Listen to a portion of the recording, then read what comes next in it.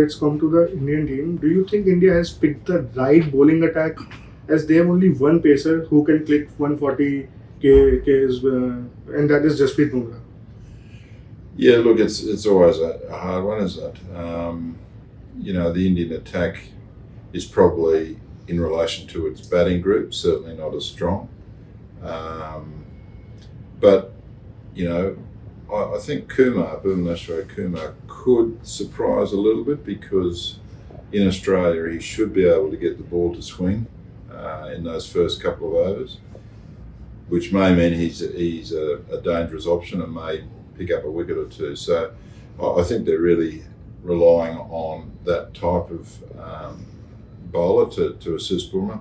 The other bowlers are still relatively inexperienced in Australian conditions, so that can be a good thing sometimes.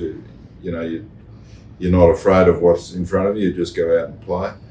And the spin attack, Ashwin, Patel, and Chahal. That's where I've got a question mark on that Indian bowling lineup. I'd just like to see a little bit more variety in there. If they could have found a good wrist spinner, I'm not saying Chahal is not, but somebody a bit more like Rashid from England,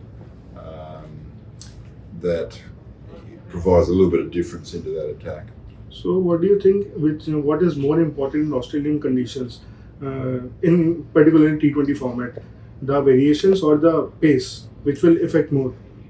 I think the key is, no matter whether you got pace, variation, spin, or just not a lot of spin, it's just your ability to meet that moment at the time. Because in Australian conditions, again, a bit like Mahali the other night, batsmen in the main will always be on top. So in the main, it will be generally high-scoring games. So from a bowling perspective, the best you can do is make sure that you land the ball where you want to land the ball all the time. Doesn't mean you're going to get success, but it's those bowlers who can do that under Australian conditions, and that's where it'll test a lot of bowlers who haven't played there before. So, how do you rate Rahul Dravid's coaching tenure so far?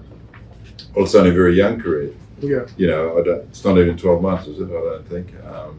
And so, like all coaches and all new regimes, it takes time for it to actually begin to unfold.